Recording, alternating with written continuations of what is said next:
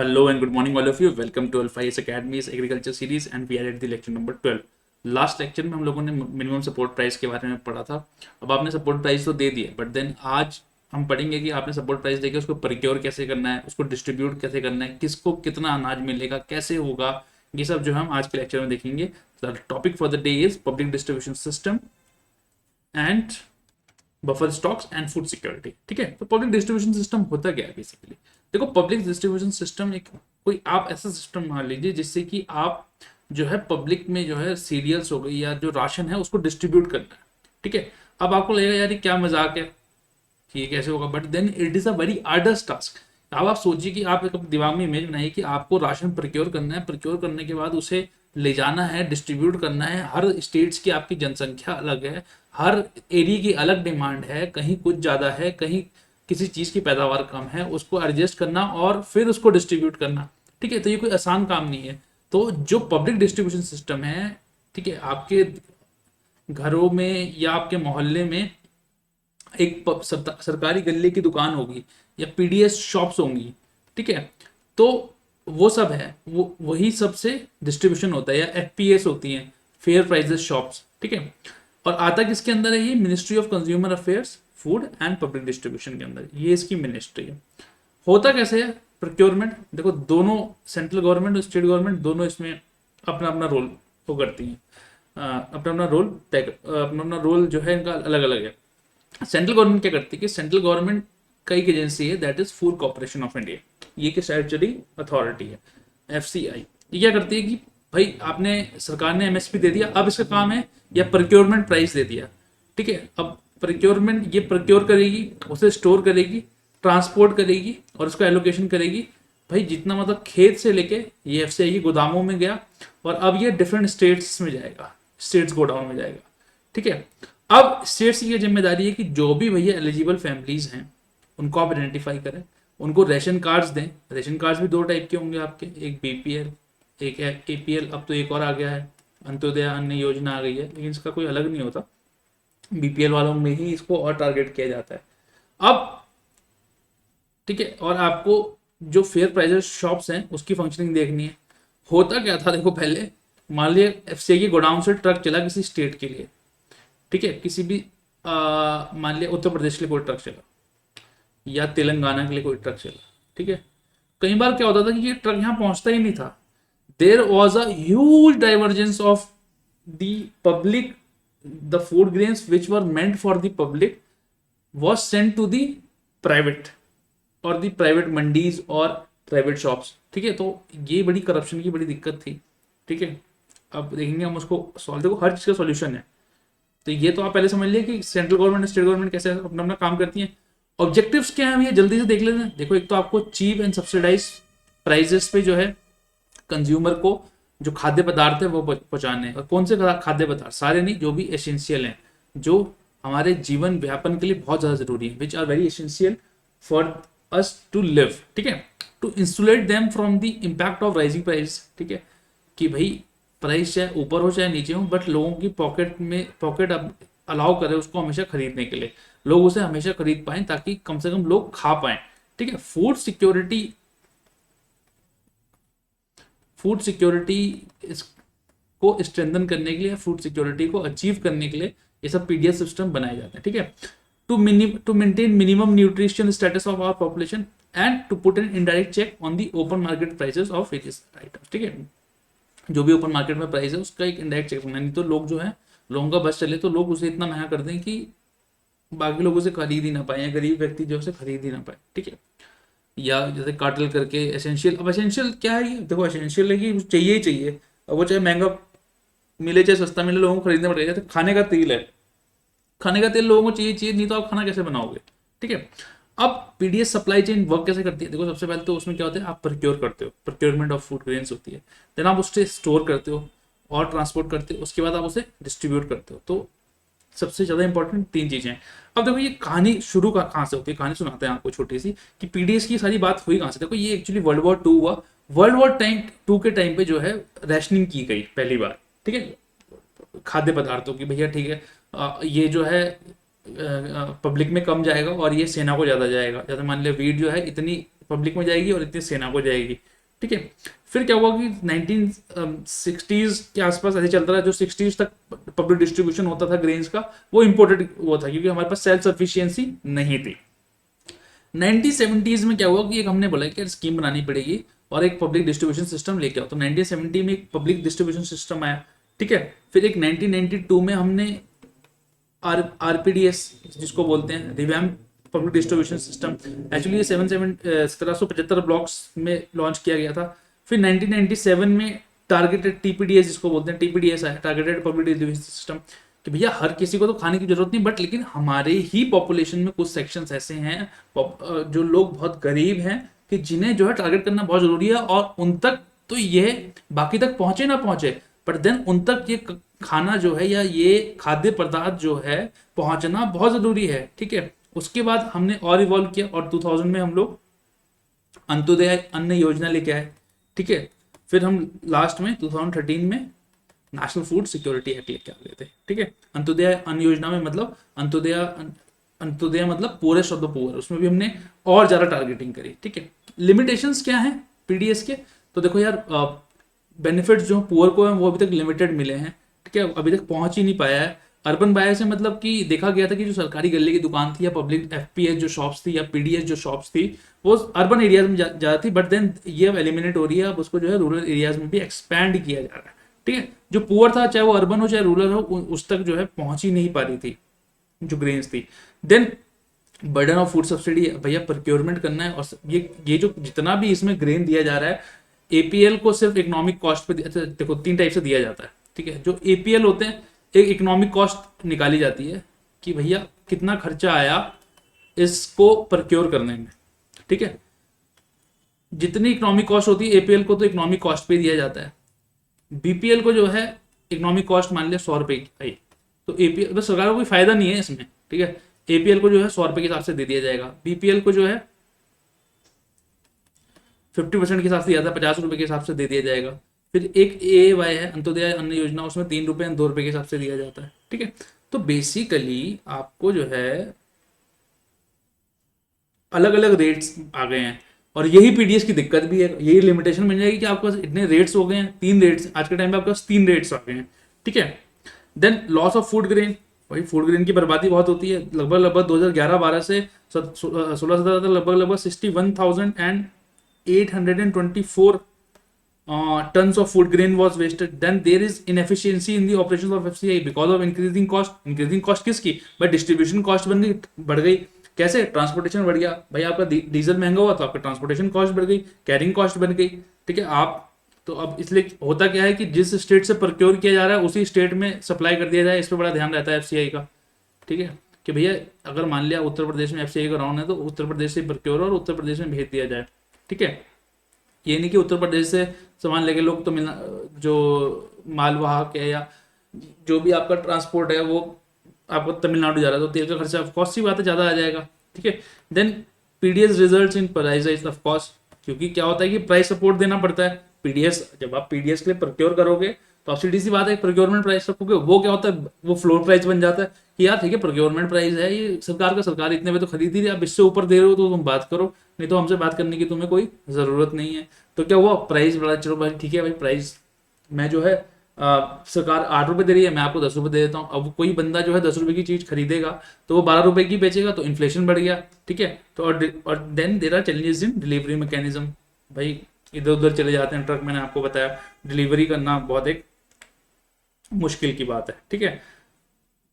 अब बात करते हैं कि टीपीडीएस की। देखो टीपीडीएस कहीं के लिए आया, टीपीडीएस था कि जो बीपीएल फैमिलीज थी उनको उसने टारगेट किया या उस पर उन्होंने स्पेशल फोकस किया, ठीक है। अब टीपीडीएस वैसे कवर सबको करता है but then there is a special focus on BPL. Features क्या थे? बेटर टारगेटिंग हुई, भाई टारगेट बेटर करना था हमें।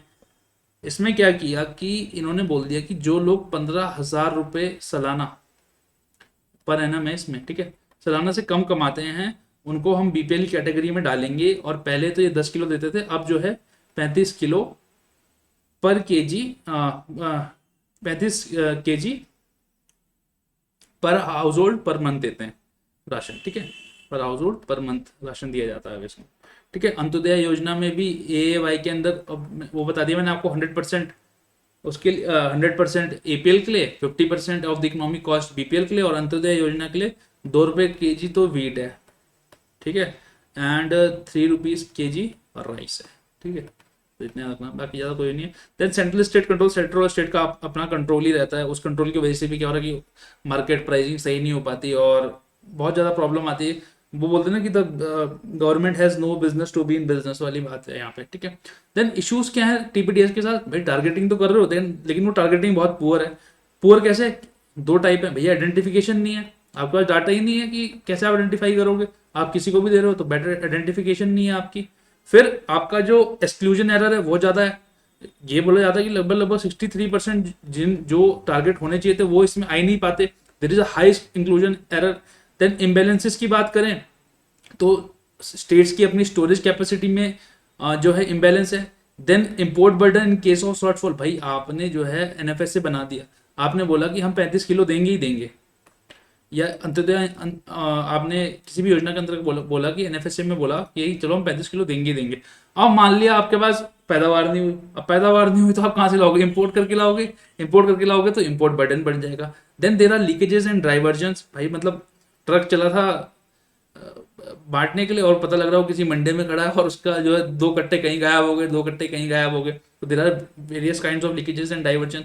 Then late and irregular arrival of grains in the fair price shop, कभी जल्दी आ जाती है कभी लेट आती है, तो जो है लोग एक बना नहीं पाते, एक सिस्टम नहीं बन पाता। Then there is no variation in purchase across expenditure groups. देखो इसका मतलब ये है कि ये देखा होना ये था कि जैसे जैसे लोगों की इनकम बढ़ती, ठीक है, तो जो पीडीएस से जो पीडीएस के थ्रू जो डिस्ट्रीब्यूट हो रहा है फूड ग्रेन वो कम होना था, बट देन वो कम नहीं हुआ है। लोगों की इनकम बढ़ी है लेकिन उसका जो है पीडीएस शॉप की उससे रिलेशन नहीं देखा जा रहा है। वो हमारी कुछ कुछ मेंटेलिटी से भी जरूर जुड़ा हुआ है। क्यों? क्योंकि हमें फ्री की बहुत आदत है, हमारे पास चाहे कितना भी पैसा हो बट देन हम सब्सिडी ये सब लेना नहीं छोड़ते हैं। Then failed in transferring cereals from surplus region to deficit region में ट्रांसफर करने में वो असफल रहे हैं, ठीक है। Then there is a increase burden of subsidy, भाई अब जब ये सब देना सब्सिडी देनी पड़ेगी, सब्सिडाइज फूड है तो अब बहुत सी बात है पब्लिक एक्सचेंज और गवर्नमेंट पे एक्स्ट्रा बर्डन पड़ता है। तो रिसेंट पीडीएस रिफॉर्म्स की बात करें तो क्या क्या किया गया, एक तो भैया आपका जो रेशन कार्ड थे उनको डिजिटाइज कर दिया गया, उन रेशन कार्ड्स को आधार से जोड़ दिया गया, ठीक है। जितना भी आपका एलोकेशन था, स्टॉक बैलेंस कितना बचा हुआ है, ट्रक कहाँ से कहाँ गया है, उसका जो है अब कंप्यूटराइजेशन कर दिया गया है, ठीक है। और आपके ई पीओएस आ गए हैं, e point of sale devices लगा दी गई हैं अब, ठीक है। जीपीएस का इस्तेमाल होता है क्यों, ट्रक की मूवमेंट देखने के लिए, ट्रक कहाँ पहुंचा कैसे पहुंचा। अब डायरेक्ट कुछ स्टेट्स ने डीबीटी पे स्टार्ट कर दिया, डायरेक्ट बेनिफिट ट्रांसफर की, भैया ऐसा है आप जो है नॉर्मल रेट पे जाके ले लो और हम जो है आपको, आप गरीब आदमी हो, हम इतना पैसा आपको भिजवा देंगे at the end of the month. जैसे चंडीगढ़ सॉरी छत्तीसगढ़ चंडीगढ़ ही है, डीबीटी तो चंडीगढ़ है, बट देन पीडीएस में जो सबसे रोबस्ट सिस्टम है वो छत्तीसगढ़ में है। कभी भी आपको कहीं एग्जाम्पल लिखना हो तो आप छत्तीसगढ़ लिखिएगा, पीडीएस सिस्टम इनका बहुत अच्छा है, इन्होंने बहुत वर्क किया है। Chhattisgarh as a state has done commendably well in the area of public distribution system, ठीक है। और ये जो डीबीटी स्टार्ट किया है चंडीगढ़, पुडुचेरी, दादरा एंड नगर हवेली ने जो है इसको इम्प्लीमेंट कर दिया है। अब बात करें reforms required for revamping India's PDS, क्या क्या चाहिए, देखो तीन तीन तीन हेड्स में इसको बांट देते हैं। एक तो पहले प्रिक्योरमेंट में चाहिए, भाई आप जो खरीद रहे हो, जो प्रिक्योर कर रहे हो, उधर की साइड रिफॉर्म चाहिए आपको। देन आपकी डिस्ट्रीब्यूशन में रिफॉर्म चाहिए, जो आप डिस्ट्रीब्यूट कर रहे हो, ठीक है। देन आपकी जो रिफॉर्म्स है तीसरी जो रिफॉर्म्स चाहिए वो आपको कंज्यूमर साइड पे चाहिए, ठीक है। तो प्रोक्योरमेंट साइड्स पे क्या चाहिए कि स्टेट्स जिनके पास सफिशिएंट एक्सपीरियंस है प्रोक्योरमेंट का, अभी हो क्या रहा है सेंट्रल गवर्नमेंट प्रोक्योर करती है, ये बोल रहे हैं कि भैया जिनके पास अब बड़े बड़े स्टेट्स हैं उनका अच्छा खासा एक्सपीरियंस हो गया है, जैसे आंध्र प्रदेश, छत्तीसगढ़, पंजाब, हरियाणा, एमपी, इनका अच्छा खासा एक्सपीरियंस है, तो सेंट्रल गवर्नमेंट को यहाँ से हट जाना चाहिए, स्टेट्स को जो है डायरेक्टली प्रोक्योर करना चाहिए फार्मर से, यहाँ पे डायरेक्टली प्रोक्योरमेंट करना चाहिए, ठीक है। Then FCI should focus on state which suffers from distress sale at prices. FCI फिर क्या हो गया, जब आपने डायरेक्ट जो कुछ स्टेट्स हैं वहाँ पे डायरेक्टली करने लग गए, तो जो एफसीआई है वो आपका क्या कर सकता है, जो स्टेट्स यहाँ पे डिस्ट्रेस सेल है यहाँ पे कम है उस पर फोकस कर सकता है। प्राइवेट सेक्टर का पार्टिसिपेशन बढ़ाइए आप, ठीक है, वो उनको भी बोलिए कि यार थोड़ा सा हमारे साथ काम कराएं प्रोक्योरिंग में, स्टोरेज में, डिस्ट्रीब्यूशन में। भाई अमेजोन का एक वेयर हाउस है, अच्छा सा वेयर हाउस है, कोल्ड स्टोरेज है उनका एक, तो उसको उसके बाद आप टाई अप कर लें कि जो आप कोल्ड स्टोरेज है उसको इस्तेमाल कर सकते हैं। Then negotiable warehouse receipt system को और रोबस्ट बनाने। देखो negotiable warehouse receipt system क्या होती है, एक फार्मर था, वो किसी गोडाउन में गया या वेयर हाउस में गया, वेयर हाउस में उसने अपना अनाज मान लिया 5 क्विंटल गेहूँ जमा कराई, उसने वहां से एक रिसिप्ट ले ली। अब भाई 5 क्विंटल गेहूँ कम से कम 500 रुपये की, या चलो 1000 रुपये की है, तो 1000 रुपये की रिसिप्ट उसके बाद आ गई, उस 1000 रुपये की रिसिप्ट से वो अगली लोन ले सकता है, उसके बेस से किसी से पैसा ले सकता है और आगे जो अपना काम कर सकता है, जब वो बिकेगी तब उसको मिल जाएगी। Then Government of India should widen इस प्रोक्योरमेंट बास्केट, और उसको ऐड करना चाहिए, एंड जो पॉलिसी होनी चाहिए वो आपके ट्रांसपेरेंट होनी चाहिए, ठीक है, और ट्रांसपेरेंट लिक्विडेशन पॉलिसी, ठीक है। जब भी एफसीआई के पास सरप्लस स्टॉक आएगा तो उसको जो है बफर नॉर्म्स वगैरह से को आगे हम देखेंगे बफर नॉर्म्स क्या है, इंडिया के बफर नॉर्म्स वगैरह मेंटेन करने पड़ते हैं। देन सप्लाई साइड रिफॉर्म्स की बात करें तो एंड टू एंड कंप्यूटराइजेशन, ये सारा कंप्यूटराइज कर लो, डिजिटाइज कर दो। Then monthly declaration of sales होनी चाहिए, ठीक है, कि कितना आपने बेचा, कितना बचा, स्टॉक क्या है आपका बचा हुआ। देन ट्रक की जो डिस्पैच इंफॉर्मेशन है या स्टॉक अवेलेबिलिटी है वो ऑनलाइन अपडेट होनी चाहिए on the real time basis. Then GPS tracking होनी चाहिए ट्रक्स की, ठीक है, और एफपीएस जो है फेयर प्राइसेस शॉप जो है should be operated by gram panchayat, cooperatives and self help groups. लोगों को खुद उसको ऑपरेट करने दो, क्योंकि हमारे गांव में भी जो ऑपरेट करते हैं वो हमारे गांव के अंकल हैं, और मैं आपको बताऊं उनके ऊपर एक जिम्मेदारी सी रहती है, नहीं तो लोग उनको बोलते हैं यार आपने पैसा कहाँ लिया, ये कर लिया, तो बड़ी ईमानदारी से वो काम करते हैं। आप बाहर से कोई बंदा लाओगे तो बड़ी ज़्यादा चांसेस हैं कि करप्शन हो उस टाइम पे, ठीक है। देन कंज्यूमर साइड रिफॉर्म्स की बात करें तो प्रॉपर आइडेंटिफिकेशन होना चाहिए बेनिफिशियरीज का, भाई किसे देना है, किसे कितने पे देना है, कैसे मिलना है, ये सब अच्छे से करें आप, ठीक है। कंप्यूटराइज एंट्री करें, आधार का इस्तेमाल कर सकते हैं, लिंक कर सकते हैं आधार से। देन कैश ट्रांसफर की भी आप पहले टेस्टिंग कर सकते हैं, क्योंकि कैश ट्रांसफर एक टाइप का ऑल्टरनेटिव है पीडीएस का। और एक टोल फ्री नंबर तो रखिए ना, आप कोई प्रॉब्लम हो किसी को तो उस टोल फ्री नंबर पे कॉल कर सकता है, जो कि कोई करता नहीं, एक व्हाट्सएप नंबर रखें तो ज़्यादा बेटर रहेगा, ठीक है। ऑल्टरनेटिव्स ऑफ टीपीडीएस की बात करें तो आप सीधा कैश ट्रांसफर दे सकते हैं, सीधा पैसे ट्रांसफर कर सकते हैं आप, ठीक है। उसके बाद आप फूड कूपन दे सकते हैं। इकोनॉमिक सर्वे की एक रिपोर्ट है, वो बोलती है कि यार आप फूड कूपन दोगे तो वो बेटर रहेगा। Then UBI universal basic income जो थी उसको टेस्ट कर सकते हो आप, कि आप एक इनकम दे दें लोग जाके खुद खरीद लें, पीडीएस को आपको रखना ही नहीं पड़ेगा। देन आपके पास universal PDS versus targeted PDS का एक डिबेट रहता है कि भैया यूनिवर्सल रखें पीडीएस को या टारगेटेड रखें। देखिए टारगेटेड ही रखें। यूनिवर्सल पीडीएस के साथ दिक्कत क्या है कि अगर आप सबको उसमें डाल देंगे तो आपको प्रोक्योरमेंट बढ़ जाएगी, प्रोक्योरमेंट बढ़ जाएगी तो हमने बताया कि इन्फ्लेशन बढ़ सकती है और गवर्नमेंट पे या पब्लिक एक्सचेकर का खर्चा बढ़ जाएगा, ठीक है। और जो हो सकता है कि जब आप सबके लिए प्रोक्योर करेंगे तो जिसके लिए आपको टारगेट करना है, जो गरीब व्यक्ति इसको वाकई चाहिए, उस तक चीज़ पहुंच ही ना कर पाए, तो इसलिए टीपीडीएस ज़्यादा ठीक रहता है। देन एक रिफॉर्म हम और लिया है, that is one nation and one ration card. होता क्या था कि रेशन कार्ड एक माइग्रेंट लेबर था बेचारा, उसका रेशन कार्ड तो किसी ए स्टेट का बना हुआ था, रहता था वो बी स्टेट में, तो वो बी स्टेट में उसका इस्तेमाल नहीं कर सकता था। सरकार ने इस चीज़ को देखा, सरकार ने बोला कि ठीक है यार, जब मोबाइल नंबर पोर्टेबिलिटी हो सकती है तो क्यों ना हम इसको भी ऐसा करें। तो अब one nation one ration card है, आप एक रेशन कार्ड ए स्टेट में बनाया तो बी, अगर कोई बंदा है वो बी में स्टेट में भी रह रहा है तो वो जो है वहाँ पे बी स्टेट में भी 50% जो उसको एलोकेशन है या 50% का जो उसका एंटाइटलमेंट है उस उतना वो बी स्टेट से भी ले सकता है, ठीक है। बेनिफिट्स क्या हैं इसके, एक तो आपका interstate as well as interstate portability है, बोगस रेशन कार्ड हटेंगे।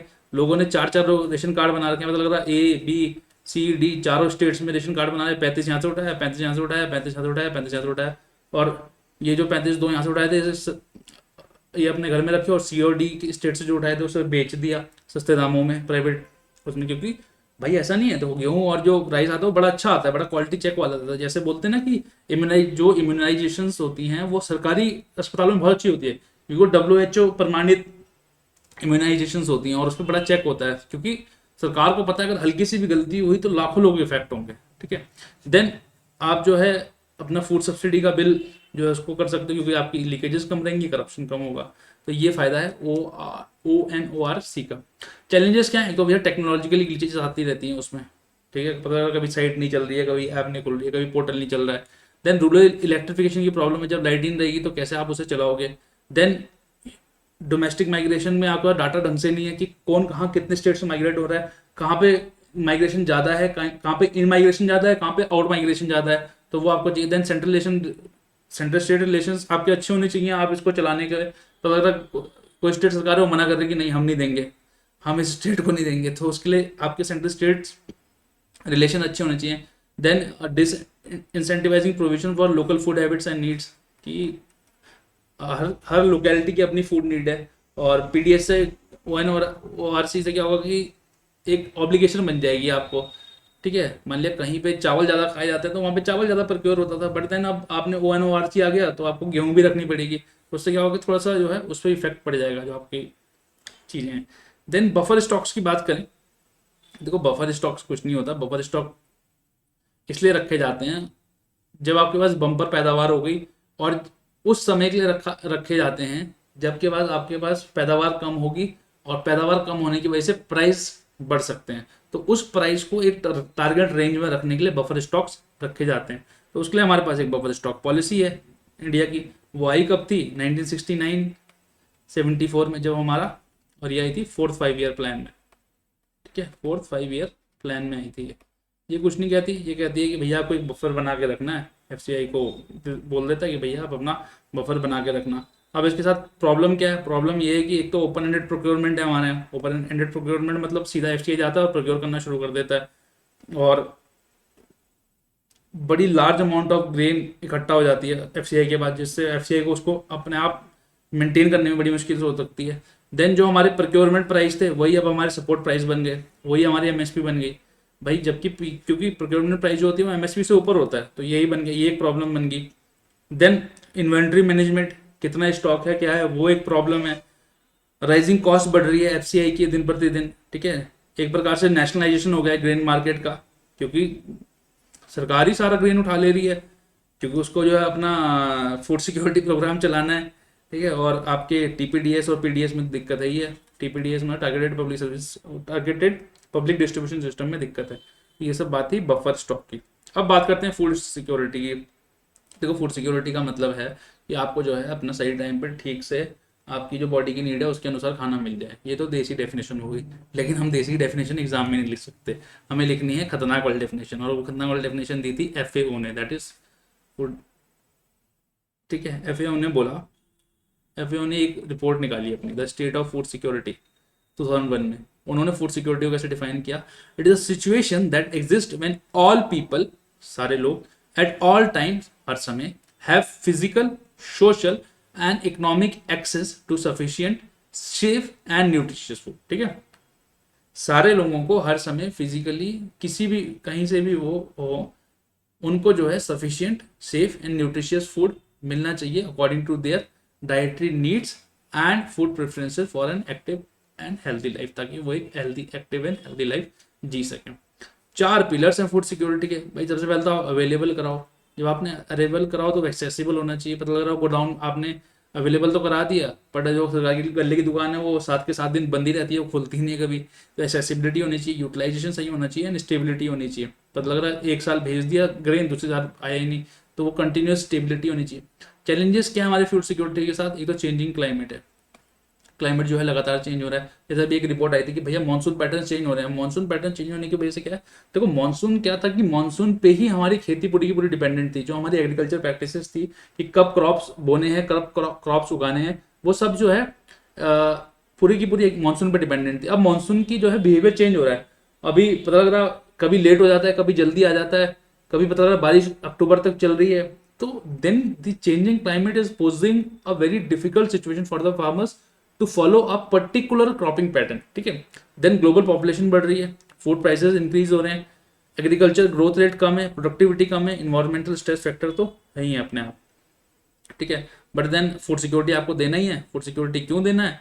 क्योंकि आपका आर्टिकल 21 में फंडामेंटल राइट है, और आर्टिकल 47 में जो है आपका डीपीएसपी के अंदर स्टेट की जिम्मेदारी है कि वो level of nutrition and standard of living बढ़ाएगा अपने लोगों का, एंड पब्लिक हेल्थ को इंप्रूव करेगा, ठीक है। और जो आपको फूड सिक्योरिटी है वो क्वांटिटेटिव एंड क्वालिटेटिव दोनों डायमेंशन में पक्की करनी है भाई। आपको जो है सफिशिएंट खाना भी प्रोवाइड करना है, और उसके साथ साथ वो खाना अच्छा हो ये भी देखना है, ठीक है।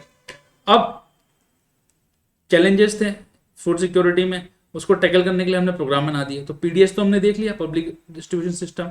उसके अलावा 3 प्रोग्राम और हैं हमारे पास, एक है आईसीडीएस, एक है एमडीएम, एक है पोषण अभियान। देखो आईसीडीएस क्या है? आईसीडीएस है इंटीग्रेटेड चाइल्ड डेवलपमेंट स्कीम, ये लगभग लगभग 1975 में लॉन्च की गई थी।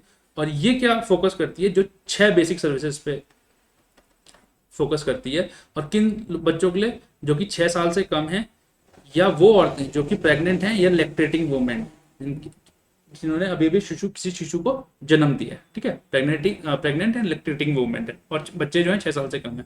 क्या क्या प्रोवाइड करते हैं भाई, एक तो फीडिंग देते हैं, ये कितना, चिल्ड्रंस को 500 कैलोरीज की, ठीक है, एंड प्रेग्नेंट वुमेन को 600 कैलोरीज की, ठीक है,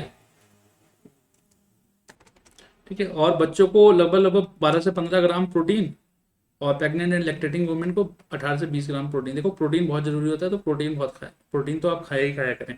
देन इम्यूनाइजेशन पे ध्यान देती है, हेल्थ चेकअप्स और referral services, health and nutrition of the adult women, and pre, ICDS के अंदर प्री स्कूल एजुकेशन भी है, ठीक है, याद रखना, प्री स्कूल एजुकेशन भी है 3 से 6 साल तक के बच्चों के लिए, ठीक है। ये था आईसीडीएस की बात। देन एक है हमारे पास एमडीएम। भाई एमडीएम बहुत बड़ा प्रोग्राम है। MDM stands for mid day meal scheme. इसमें लगभग लगभग हम 11 करोड़ बच्चों को खाना खिलाते हैं। क्यों खिलाते हैं, क्या ऑब्जेक्टिव था कि भैया उनका एनरोलमेंट बढ़े, उनके अटेंडेंस रेगुलर रहे, जो ड्रॉप आउट रेट है स्कूल में वो घटे, जो न्यूट्रिशनल स्टेटस है देश का वो बढ़े, ताकि, है ना, जब भारत के बच्चे अच्छा खाएंगे तभी तो वो जीवन में अच्छा करेंगे। बट देन पता लग रहा था कि बच्चे खाना ही बना रहे हैं पूरे दिन, हैं, और बर्तन मांज रहे हैं, पढ़ाई हो ही नहीं रही है, तो अब उसको भी फिक्स किया जा रहा है। देखो हर प्रोग्राम के साथ अपने, इंडिया जो है एक बड़ा विचित्र देश है, ठीक है, और जो प्रोग्राम्स बनते हैं वो प्रोग्राम्स बनाए किसी और चीज़ के लिए जाते हैं, वो जब ग्राउंड पर उतरते हैं उनकी हकीकत कुछ और हो जाती है। बट देन हमें नेगेटिव नहीं रहना चाहिए, हमें चीज़ों से सीखना चाहिए, हमें चीज़ों को इंप्रूव करना चाहिए, पॉजिटिव एटीट्यूड लिखना चाहिए, ठीक है भाई, ये प्रॉब्लम हुई तो उस पर ध्यान देना चाहिए, अवेयर करना चाहिए। और प्रॉपर, आपने एक पूर्णा अगर मूवी देखी होगी तो उसमें ये राहुल बोस जो है एक आईपीएस ऑफिसर रहते हैं, वो जो है एक स्कूल में, बेसिकली वो पूर्णा जो मूवी है वो है तो माउंटेनियरिंग एक्सपेडिशन के लिए, बट वो एक स्कूल में जाते हैं, ठीक है, और वहाँ पे अगर एक सीन आ गई है, वो मिड डे मील स्कीम का ही सीन है वो, और वो फिर उसको इम्प्रूव करते हैं क्योंकि वो फायर कर देते हैं जो कॉन्ट्रैक्टर रहता है, ठीक है। ये इसकी दिक्कत भी, क्योंकि प्राइवेट, आपको जो अब जो मिड डे मील स्कीम में जो खाना दिया जा रहा है वो प्राइवेट कॉन्ट्रैक्टर्स के द्वारा वो उसको जो है आउटसोर्स कर देते हैं, और प्राइवेट कॉन्ट्रैक्टर आ जाते हैं, तो प्राइवेट कॉन्ट्रैक्टर जैसे ही अंदर आया तो उसका जो मोटिव हो जाएगा वो बेनिफिट हो जाएगा, तो बच्चों को जो है हेल्थ के साथ उनकी कंप्रोमाइज होता है कई बार, ठीक है। देन पोषण अभियान को ही हम नेशनल न्यूट्रिशन मिशन भी बोलते हैं। ये कुछ नहीं, ये ministry of women and child development का एक इनिशिएटिव है। इसमें हमें क्या करना है, स्टंटिंग, अंडर न्यूट्रिशन, जो लो बर्थ रेट है उसे कम करना है, और उसके जो है प्रॉपर न्यूट्रिशन प्रोवाइड करना है, ठीक है। अब बात करते हैं नेशनल फूड सिक्योरिटी एक्ट 2013 की। एक्चुअली ये एक टाइप का एंटाइटलमेंट है, ये आपका राइट है, ठीक है, और ये ह्यूमन कैपेबिलिटी अप्रोच पे बना हुआ है। इसमें क्या है कि आपको जो है, आपका एक लीगल राइट है, राइट टू फूड, आर्टिकल 21 के अंदर, उसको इंप्लीमेंट करने के लिए हम ये एक्ट बना रहे हैं। और आप जो है, आपका एक राइट है कि आपको जो है सब्सिडाइज रेट पे फूड मिलेगा, अगर आप बीपीएल फैमिली से हैं या आप अंत्योदय अन्न योजना के अंदर है, और आपको उतने ही प्राइस पे मिलेगा अगर आप एपीएल फैमिली से हैं। तो ये था एनएफएसए 2013 कहता है। अब इवेल्युएशन की बात करें तो भैया कॉस्ट ऑफ इम्प्लीमेंटेशन बहुत तगड़ी है एनएफएसए की, ठीक है।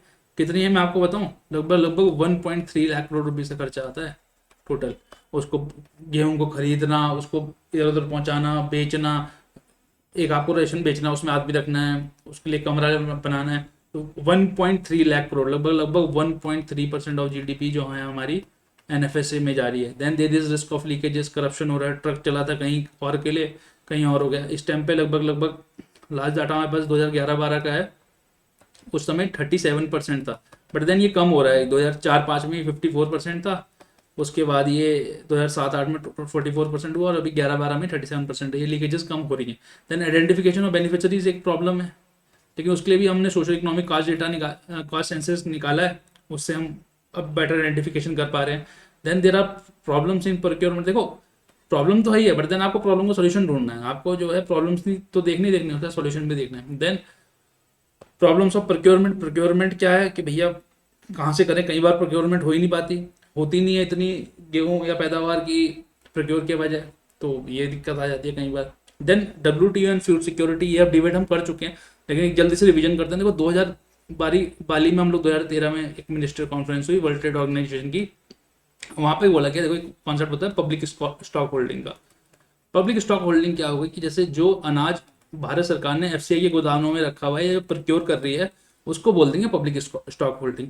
अब होता क्या है, क्योंकि सरकार उसको प्रोक्योर कर रही है और सरकार ही उसको सब्सिडाइज रेट पे आगे बेच रही है, तो ये एक टाइप का ट्रेड डिस्टॉर्टिंग मैकेनिज्म माना जाता है डब्ल्यूटीओ के अंदर।